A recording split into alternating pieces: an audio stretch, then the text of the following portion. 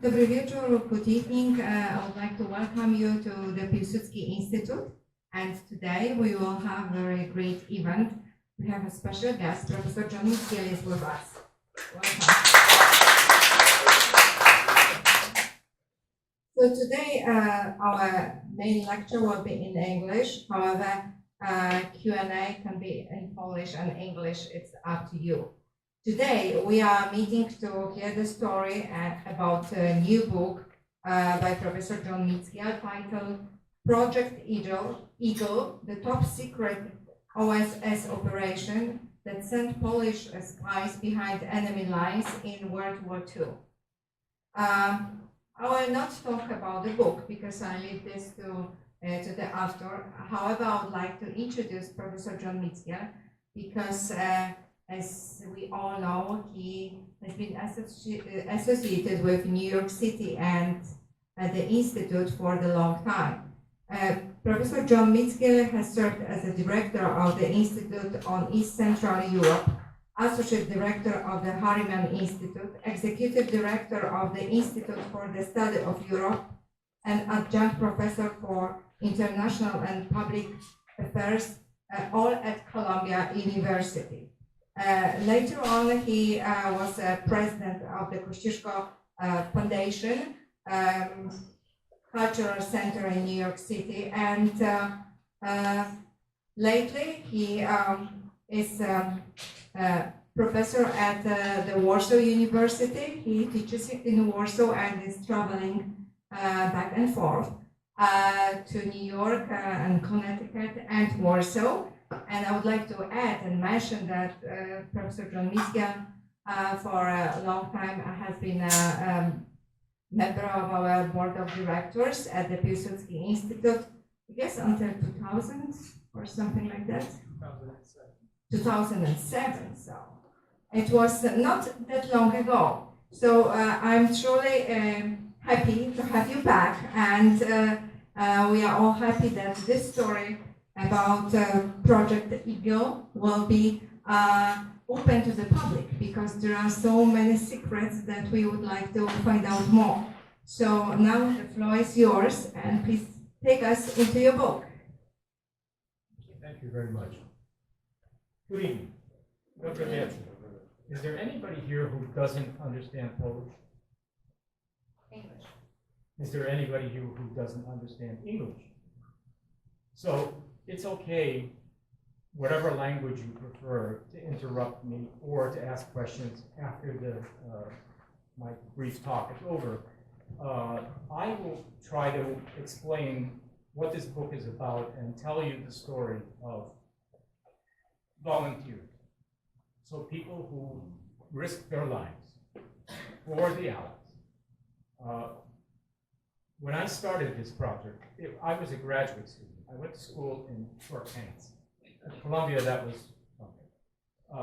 I went to Washington on a grant and found information which I had no idea, no previous knowledge of. And I found out that a secret service of the United States, the Office of Strategic Services, employed Polish army personnel as secret agents in Europe and dropped them behind German lines in March and April of 1945. The reason that they chose these particular Poles was because they were from, and here I will move this slide along.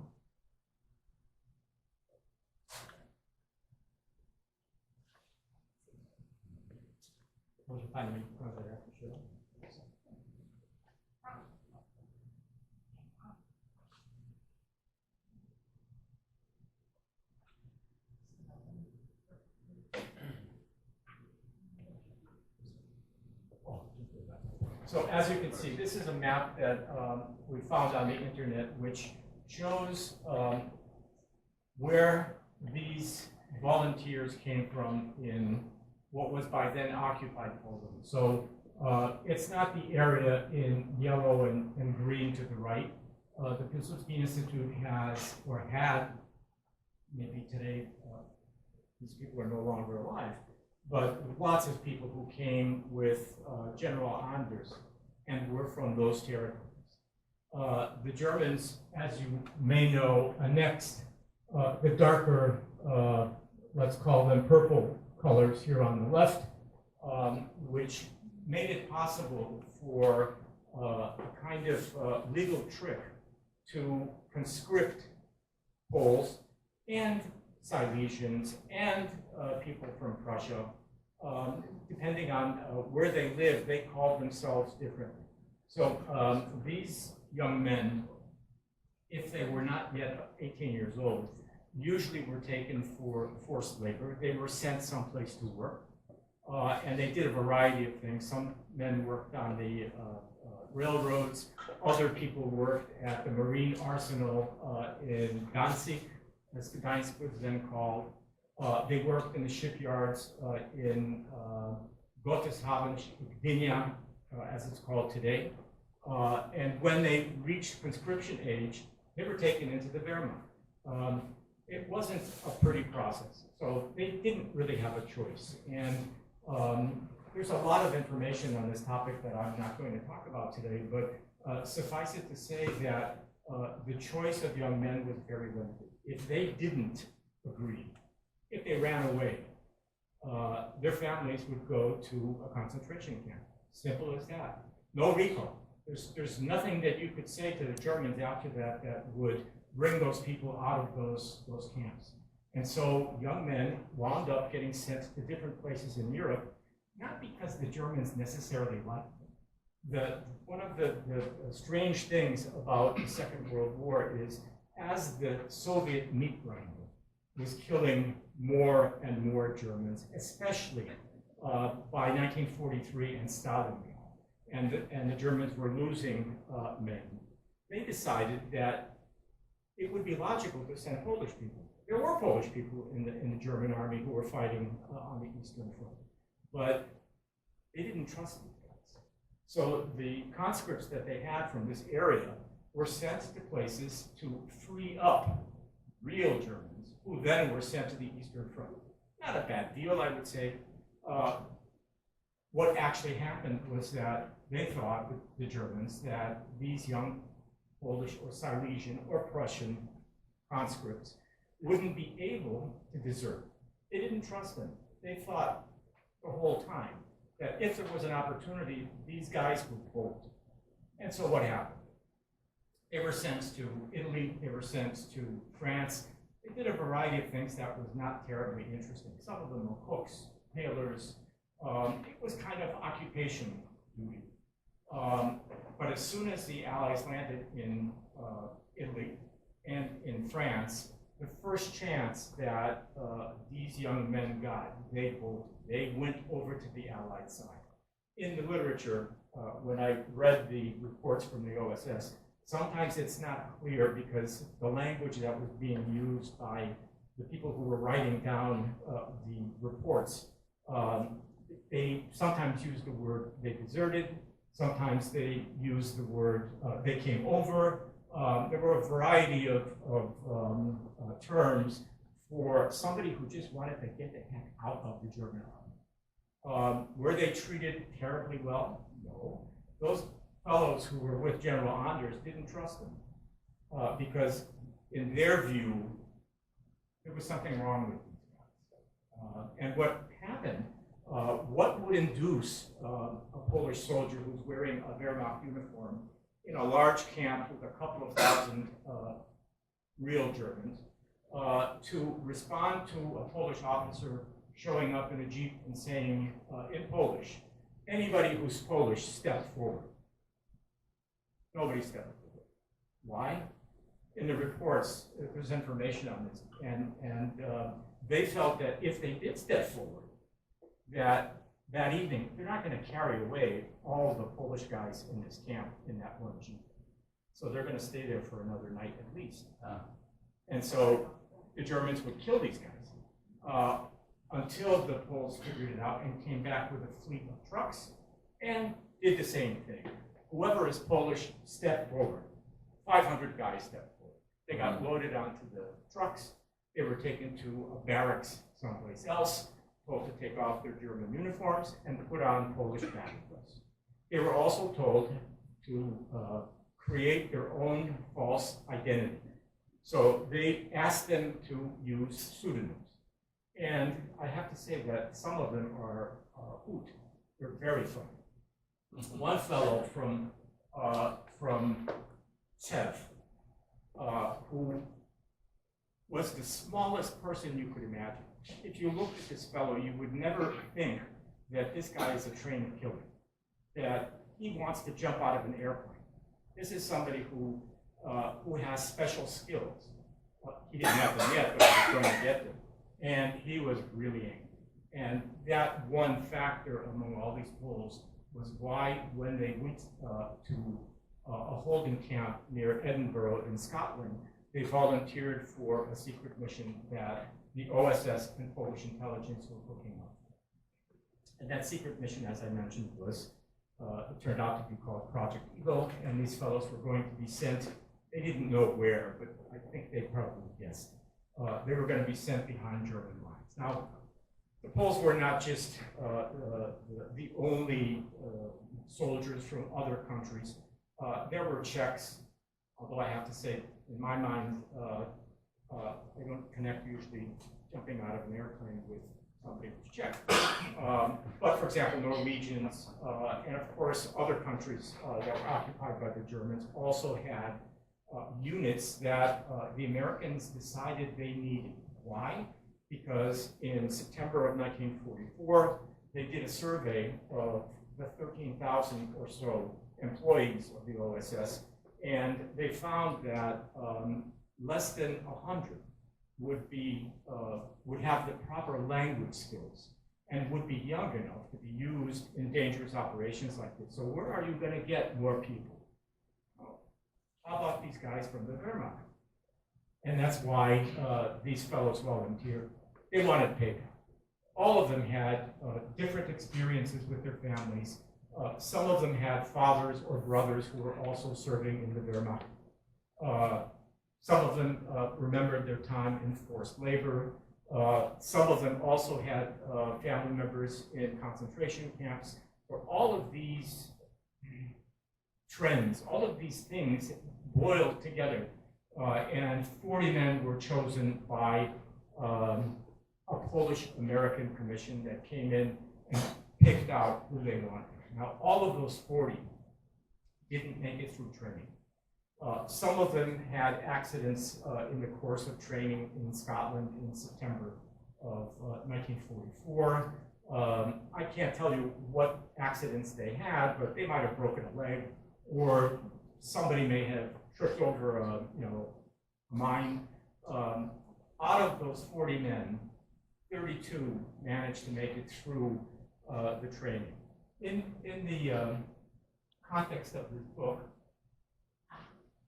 that I'll bet you can't really read too much of that, but look at the qualifications that these young men went through in Scotland in order to pass the course, so to speak. So these fellows were being trained not only to be tough, not only to know every weapon that they might run across in occupied Germany, explosives, hand-to-hand combat, the James Bond kind of stuff that everybody likes. And then there was the other side of the training, which took place in London and had to do with spycraft, using secret ink, using a Minox camera, walking in a city in such a fashion that you don't stand out from other people, looking in storefronts to see if somebody is following. And there were people following. So all of these kinds of tricks they were taught in 1944, as well as going through paratroop training in what is now Manchester International Airport. So by the end of the year, they had pretty much captured as much as you could expect. What was happening in Europe that made that important? The Americans didn't, or I should say the American Army, didn't much like the OSS. They considered them, like the Brits considered them, to be amateurs. You don't know what you're doing, just leave us alone, we can take care of business on our own, until the Battle of the Bulge. on Christmas holiday season in 1944, when the Americans didn't know that Adolf Hitler was sending in his Panzer tanks through the Ardennes forest. And then all of a sudden, the same generals that refused to have the OSS guys looking at what was going on behind the lines said, how come we didn't know about this? We need to have intelligence. We have to save our troops. And so, as usually happens, there's a saying in Polish, you all know it, "Musztarda po obiedzie." The Americans said, okay, well, what we have to do, we're going to cut short their training by a month. So first we have to get the Poles to say, it's okay. This 1 month is not going to give our guys way more information or more skills. And then we're going to send them behind the lines. And so they had a team of people who pinpointed on maps where certain railroads were, marshalling yards, factories, aerodromes or airports, factories, which I'm sure everybody in the audience knows the story of the underground factories in Germany and in Poland. There were places that planes were being built underground. The Allies wanted to know what was happening in Gdynia, where the Germans had transferred their U-boat facility. So they were building U-boats in Gdynia. And wouldn't it be nice to know how these U-boats look and how far they can go underwater and so on and so forth. And the Poles were giving them that kind of information. So the 32 men who jumped were supposed to get, and they did get, false papers. They got ration cards. Poles had very good criminals working in the army, forging documents. Their stuff was very good. And they asked the Germans when they showed them this stuff. They said, "Yeah, that's German. Those are our ration cards." They weren't. Their clothes that were tailored by people in London who had old German clothes and knew how to cut cloth and use this kind of a button and not that kind of a button, and so on and so forth. So all of these things were taken care of by people in the back room. And those people in the back room also gave the 32 young men who were divided into groups of two. Somebody who was an observer and somebody who was a radio telegrapher. So the fellow who sent the signals. These 16 units were sent to the airports where sometimes they made a flight. Sometimes bad weather prevented that flight from taking place, or they had to turn back. If they made it over Germany, they had to contend with night fighters in Germany, flak, and also pilot error. I'm not going to go into it here, but suffice it to say that a substantial number of the two-man teams who were put on planes at the last minute got orders that changed everything that they were supposed to do and the place that they were supposed to land at. So imagine you get into a plane, what you have is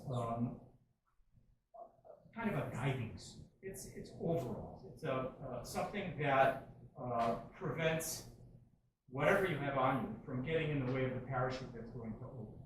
So you have that. You have a knife in case your parachute opens and you fall on a tree and you have to cut your way out of it. They had one Colt pistol with 2 magazines, food ration cards, Ausweise, Kennkarte, identity cards for Germany, and all of that was specific to where they were supposed to land.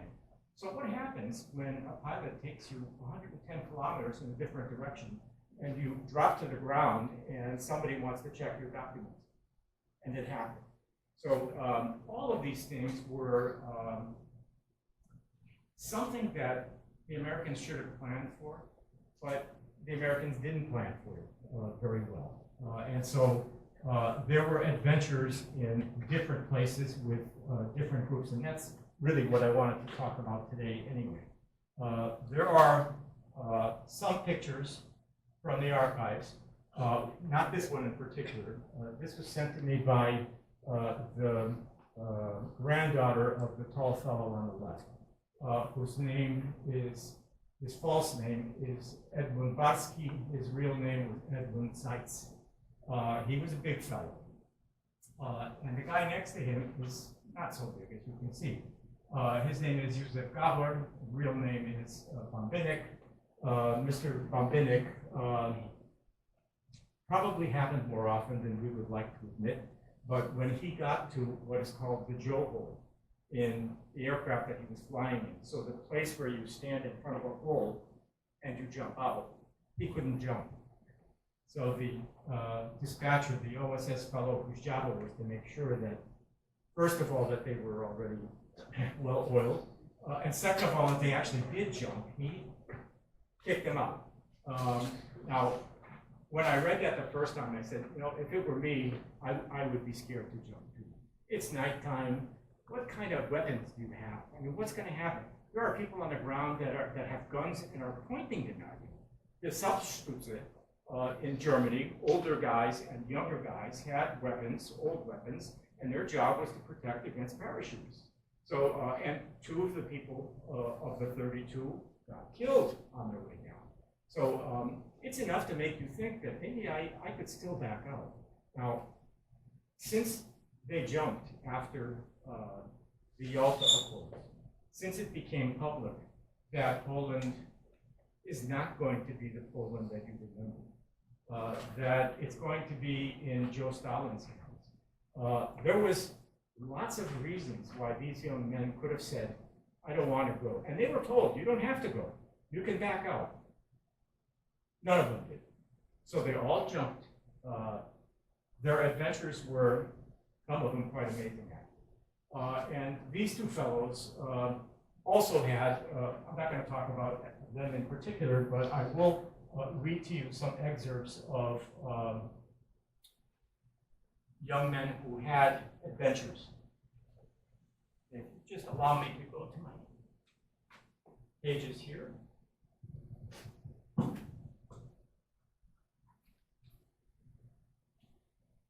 The other thing I thought I'd mention is each of the two-man groups had a code name for those two men. So they were all alcoholic drinks from New York City. The Martini group, the Manhattan, the Pink Lady, the Old-Fashioned. It's actually kind of funny. The German groups, that German group of 7 that was sent in, were called the Tool groups. Because they were all called after pickaxes or hammers. Yeah, there's a certain appropriate. Somebody was in the back room having a good laugh over some of the things that were going to happen. In any case, let me talk about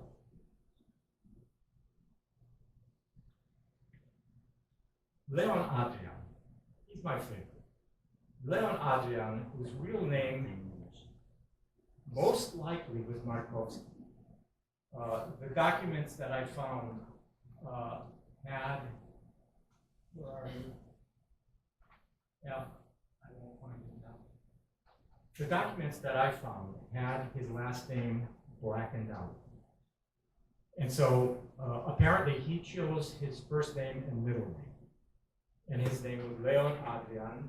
Let's say Markowski. He was 30 years old, so he was a little bit old for a mission like this. He was from Czech County, and he was the oldest of the Eagle members. Physically, he was a punk. This was a tough man. The pictures that I saw showed somebody who was very muscular, well-developed, somebody who could win a bar fight. And that was something that the OSS was looking for. It wanted people who could do that. And he was a perfect candidate. Now, he went through 7 years of primary school. He had a father, a mother, a sister who was aged 41, a brother in the Polish underground, his wife and 2 daughters aged 4 and 5. He was conscripted into the German army, and in September of 1943, they sent him to Normandy, where he was captured by the Americans on June 19th. Senior Sergeant Adrian volunteered for Project Eagle and was part of the Martini mission to Augsburg. And he had the misfortune of being dropped some distance from his pinpoint. That meant that his papers were no longer in order. Because what are you doing here when you should be over there? Now, these fellows were good at lying, particularly to the Americans who they had around their little fingers. And I'm sure that they came up with very innovative excuses for explaining why I should be over there, but now I'm over here. Now, for the Germans, for the Nazis, the first thing that they thought of was, you are forced labor and you escaped, you left. And this was rampant in Germany. So it would be kind of normal thing. And what would the Germans do normally? They would put him on a train and send him to where he's supposed to be, and that would be the end of that. In the case of Leon Adrian, when they looked at his papers, they thought that there was something funny. Now, one of the bad things that the trainers back in the UK did was they gave them rather large maps.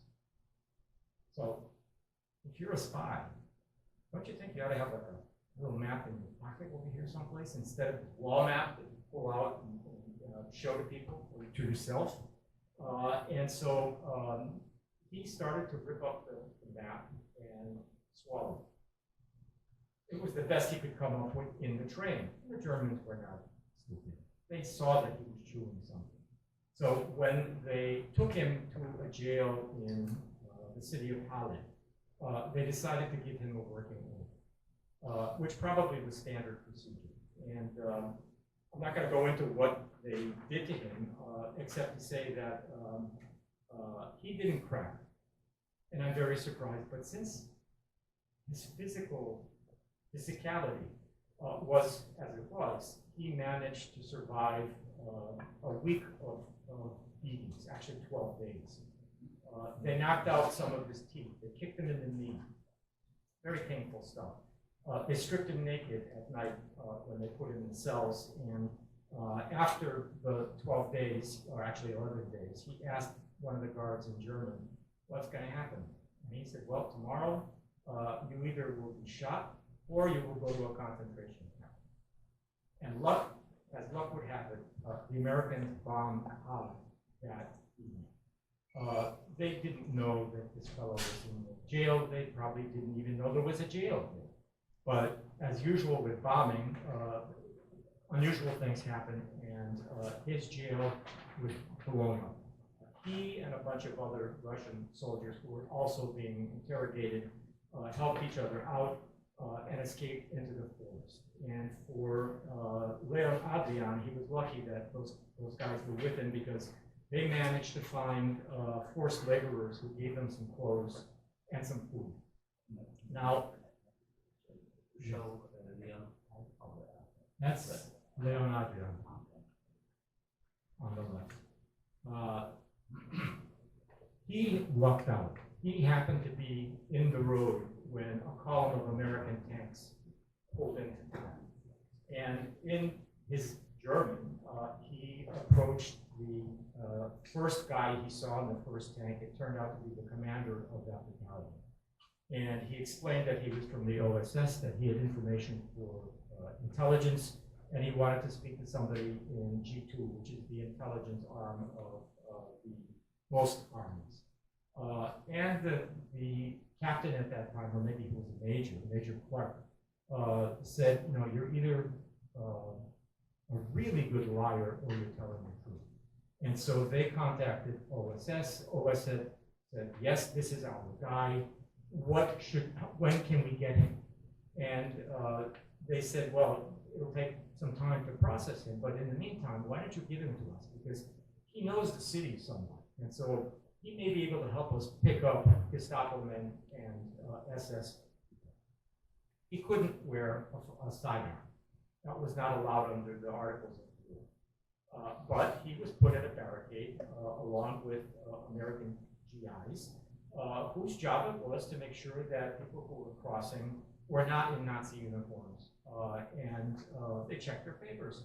And Adrian looked and he saw two of the guys that had beat the hell out of him in jail. And so he reached into the holster of one of the GIs. He pulled out his pistol And he did what we see in police movies all the time. He dropped into that very familiar stance, and as he was trained, he put 2 bullets into each of these 2 men and gave the pistol back to the GI. The Americans didn't really care.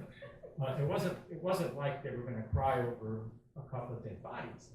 But after a while, one of them came up to him and said, "So, why did you do that?" And he said, "Because those 2 guys are never going to beat up anybody again." And he was the only name in the official OSS reports that was identified anywhere. And so that started me on the trail of looking up all the other names, and then only then figuring out, wow, these guys have different names. The next guy, he's a good example. The Runt, small guy, very small. You can pick him out in the picture. He's the tiniest person on that German photograph. He also came up from Czech. When he lost his second person in that 2-man team, he decided that he would go off on his own. And so his code name, his false name, was René de Gaston. When I saw that name in the OSS personnel list, this guy's not Polish. What kind of René de Gaston? Who would pick a name like René de Gaston? Doesn't fit. Maybe. But the point is that he spoke a little French. And so his kind of secret advantage was that he could pretend to be a Frenchman, and that's what he did. He went and found a local Nazi official who had access to money. And he said, "My name is René de Gaston. I was sent here by the French, blah, blah, blah, blah, blah, to look at forced laborers for France and to make sure that they're not plotting sabotage or not trying to escape." And this German fellow fell for a hook, line, and sinker. We have his name.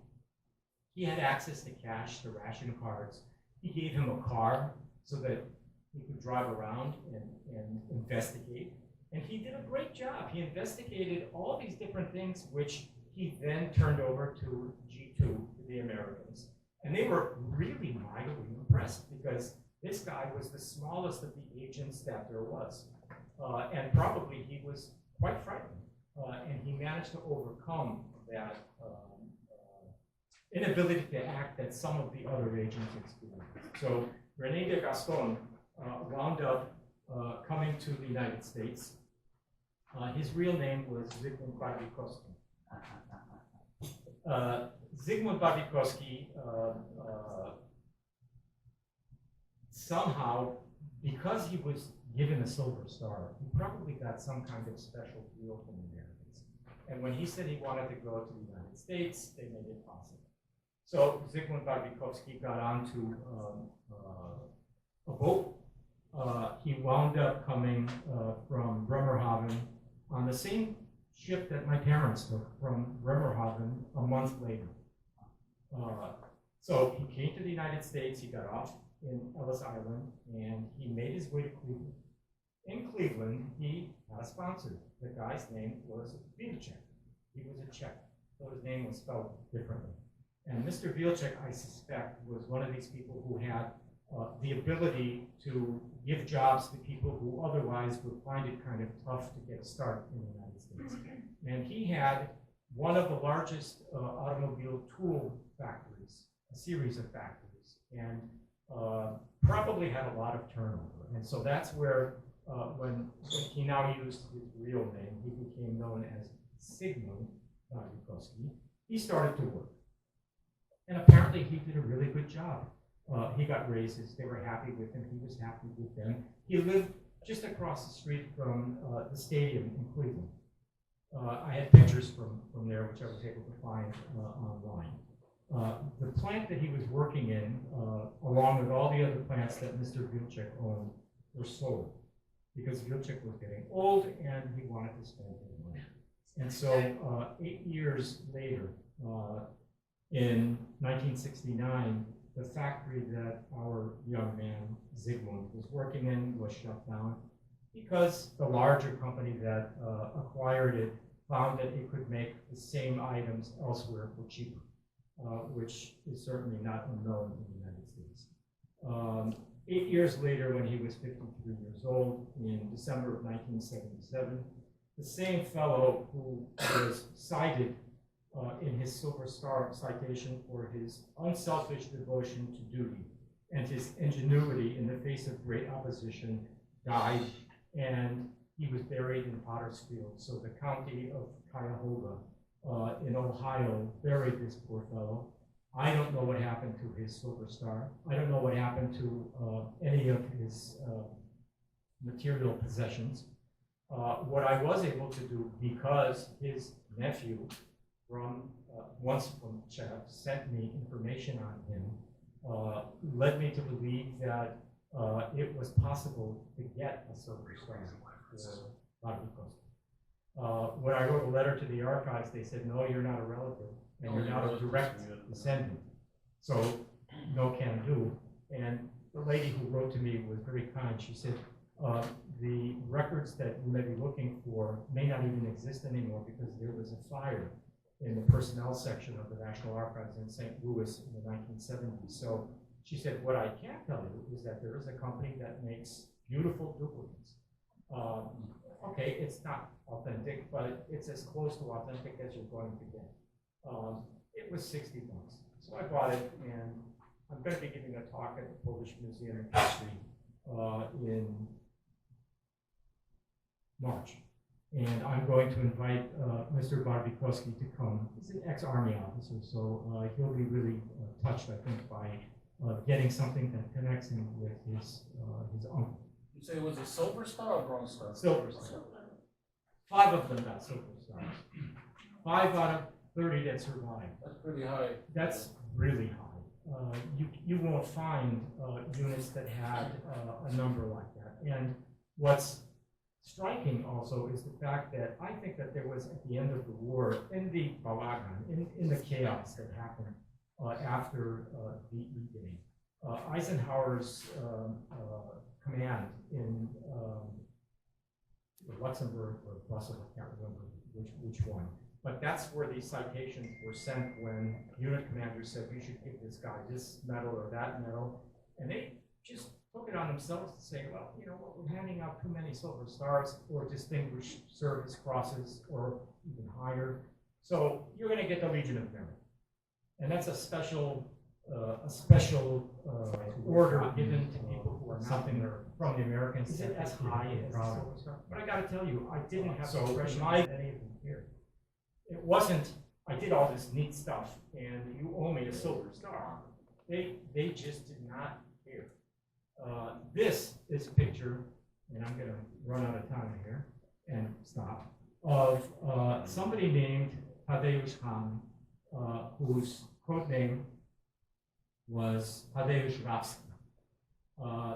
Thaddeus Hahn, or Tadeusz Rawski, was in the Singapore Sling mission, and he and another team were dropped near Passau on the Danube River in Germany. He was the unlucky one who landed and broke his ankle. And the other 3 guys decided that they can't leave him there, so they helped him to hide his parachute and some of the stuff that he had with him, including his radio, which, by the way, the portable, wonderful American radio that didn't work and weighed only 30 pounds. Thank you very much. They took him, one of his colleagues took him to a hospital in a town called Osterhofen. The reason I found out that it was Osterhofen was I got a letter from the daughter of his colleague who was writing to Tadeusz Hahn in California, and there he said that, you know, we took you to Osterhofen. So even the Americans didn't know that he was in Osterhofen. He was taken in by a doctor, German doctor, who looked at his ankle and said, he didn't break this, and jumping over a ditch, which is what they told the doctor. But he apparently, whether he was a nice guy, maybe he felt sorry for this young kid, or he could hear that the Americans were nearby and that in a day or two they would be here. So why bother? This is not salient anymore. And his colleague fed him.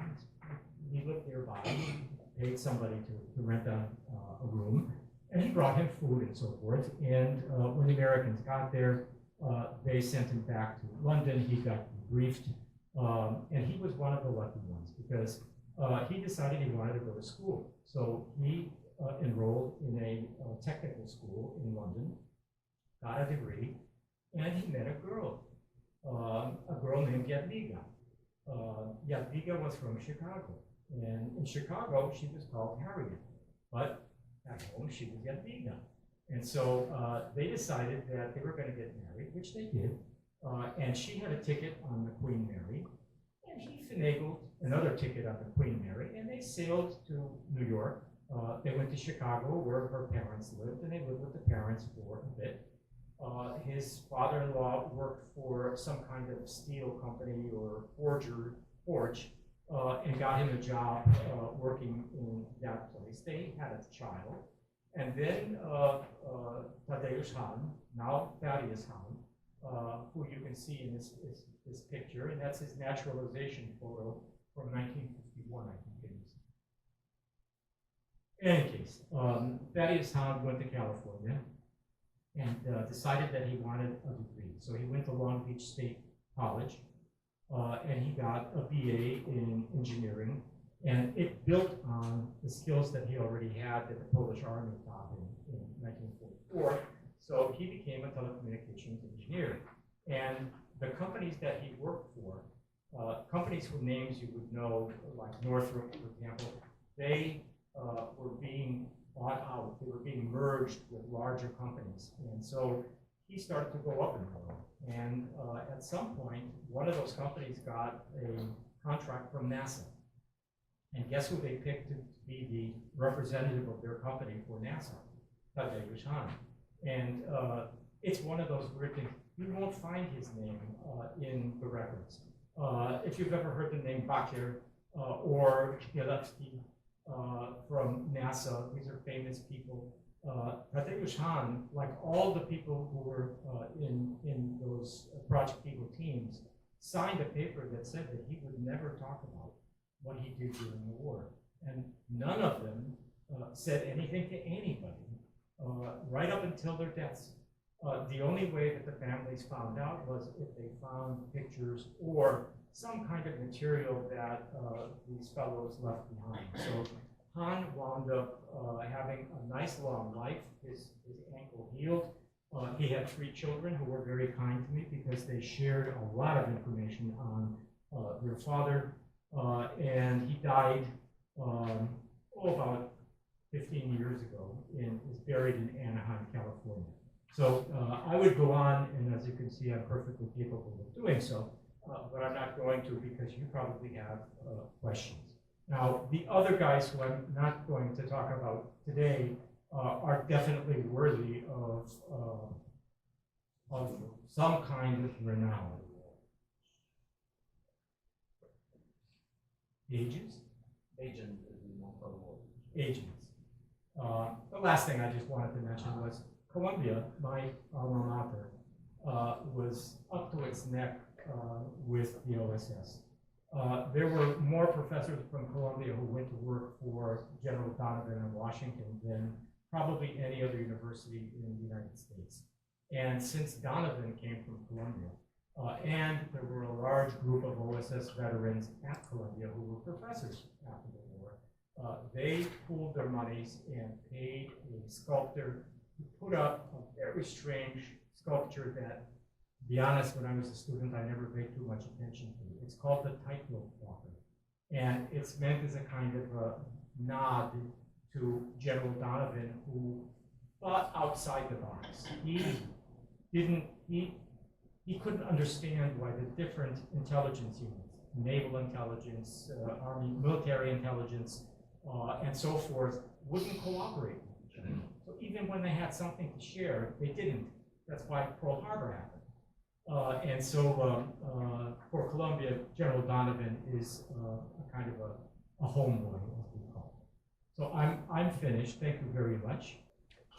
Thank you.